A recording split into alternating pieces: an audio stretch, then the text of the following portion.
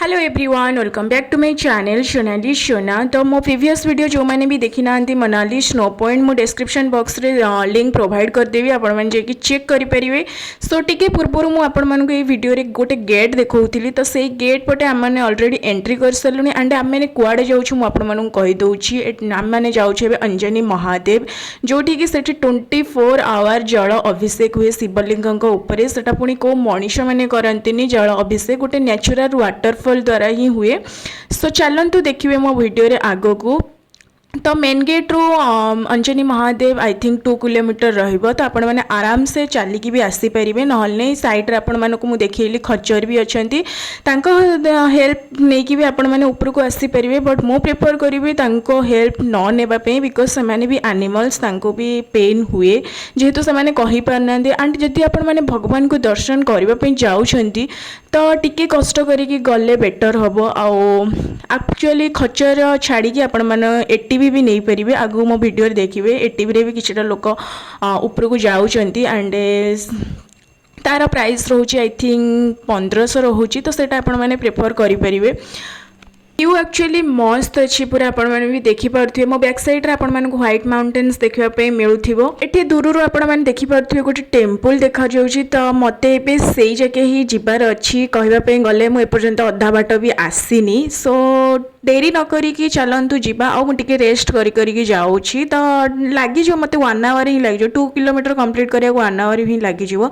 सो एठी देखि पारथि एटी भी आछी एंड एटी भी आसला को बहुत ही प्रॉब्लम होतला बिकॉज बहुत ही धूली उड़ूला से आम टे सैड हो जाऊँ फास्ट ताकू ही जावाई दौलू। आ रोड तो आपण मैंने देखिपे जेहेतु पहाड़ी तो एमती ही अप डाउन अच्छी। बट मु निजे चलिकी ही बहुत ही एंजॉय करुँची व्यू को एंजॉय करने सहित रोड रा भी मजा नौची। सो आपण मैंने लोकेशन देखिपे एक्चुअल बहुत ही ब्यूटीफुल लोकेशन अच्छी। ये आपण मानक वाटरफॉल भी देखा जाउथबो बट दूर रे अच्छी मु पाखु जाके आपण मानक देखेबी। आ बाटर आपण को एक्चुअली बहुत सारा वाटरफॉल भी देखा पे मिलबो। तास आपण माने जिप लाइन भी देखि देखि जाई परिबो। आई मीन एठी जिप लाइन रो एक्टिविटी भी होउची। एठी 2-3टा एक्चुअली एक्टिविटी होउची कोन कोन होउची मु आपण मानक कहि दोउची। जिप लाइन एक्टिविटी आसी करि परिबे। ट्यूब राइड आपण मैंने करें आ गए बंजी जंपिंग होची सेटा भी आपण मैंने करें। मते टिके टायर्ड फील है से मुझे रेस्ट नापी टिके बसी जाइए। सो व्यू को मु बहुत ही भल भाव में एंजॉय भी तासह करुँची। तो मो पॉइंट ऑफ व्यू रू जदि मु कहि आपण मैंने केबे मनाली विजिट करूचंती तो मोस्टली यही प्लेस को आग विजिट करंतु। आपणक लिस्ट रे प्लेस टाको आग ही रखंतु प्रायोरिटी रे। तो यही लोकेशन को आपण मैंने बिल्कुल भी स्किप करेनि। मनाली आसिले एक्चुअली आपण मैंने जदि यही लोकेशन को स्किप कर दउचंती तो मते लागिबो जे आपण मैंने मनाली आसिकिना लॉस करिगले बोली।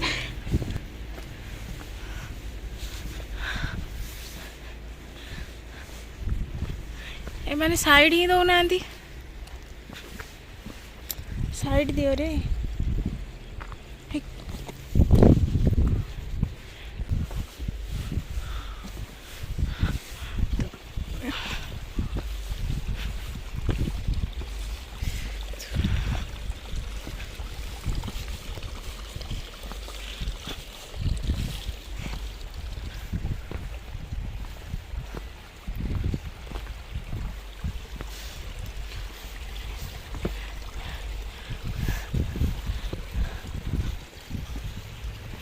वाओ मु आसिक यही वाटरफॉल पाखे टिके बसी जाइए। तो मुझे हनेस्टली रिव्यू देवी गाइस मोस्टली जगह को विजिट करंतु। बहुत ही ब्यूटीफुल लोकेशन एंड जितेबाला आपण मैंने से जगार जाकि पहुँचे मुझे आपण मानक तो मो वीडियो रे देखी जोठी कि शिवलिंग ऊपर डायरेक्ट वाटरफॉल जोटा अच्छी माने से जल अभिषेक हो जो पानीटा आसिकना पड़ुची सेटा आपण मानक एते पसंद आसो आपण मैंने केबे माने सेठू आसीबा ही आपण मानक इच्छा हो। लिटरेली मते आसीबा सेठू बिल्कुल भी इच्छा होनथिला।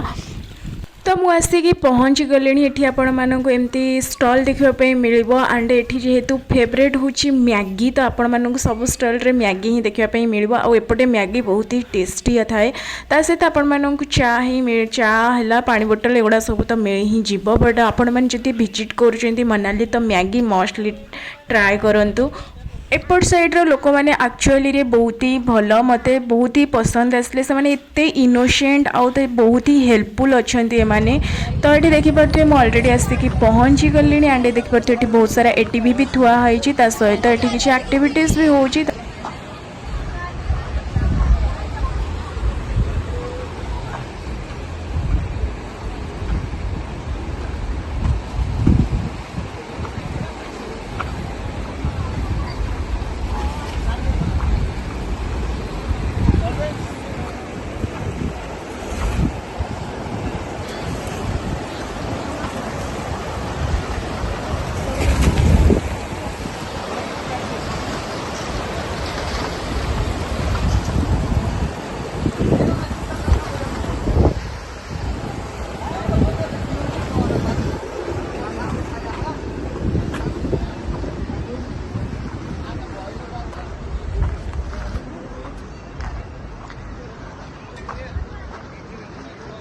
फाइनाली मु आसिक ऊपर पहुँची गली। तो ये आपण मैंने वाटरफॉल गोटे देखिपे ता तले ही शिवलिंग अच्छी। तो फास्ट मुझे मंदिर देखी दूसरी केमती कौन अच्छी तापर मुझे से जगह को जी से आप देखिपे टे स्नो भी देखा जाऊँगी। आई थिंक से स्नो अच्छी एपर्यंत भी।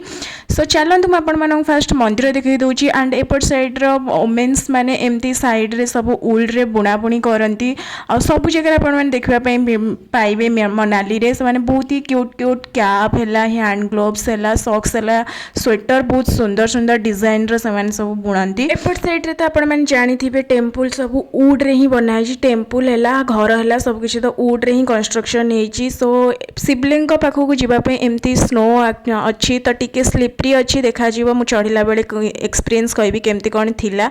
एंड एठू ही वाटरफॉल इतने ब्यूटीफुल देखा जाउछि आपण माने इमेजिन भी करि परिबेनी। एक्चुअली रियल रे आसिले आपण माने व्यू रो मजा नै परिबे भलो भाबरे।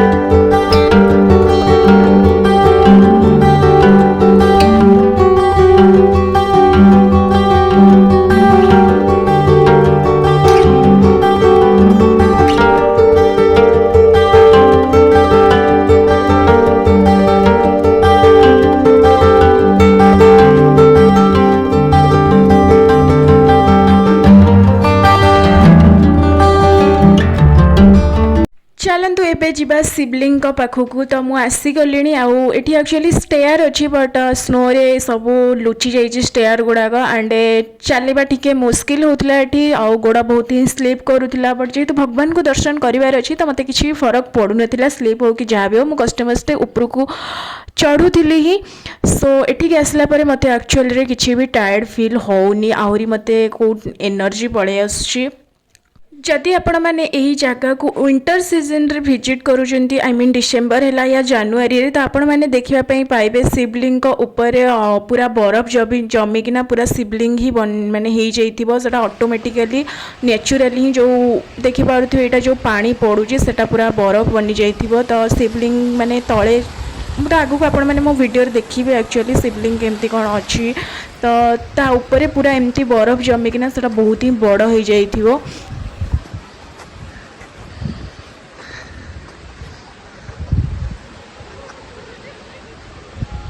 फाइनाली मु आसिकी पहुँची गली मो डेस्टिनेशन रे एंड डेस्टिनेशन रे पहुँची गला परे मु आपण माननकु मो फीलिंग्स एक्सप्लेन भी करि परुनी। लिटरली गाइज एठी आसिकी एक्चुअली रे गोटे डिफरेंट पॉजिटिविटी एनर्जी आसी जाउची आउ गोटे माने अलगा टाइप रो वाइब्स भी माने फील होची मते। एठी ही माता अंजनी तपस्या करिथिले पवन पुत्रंक पाई।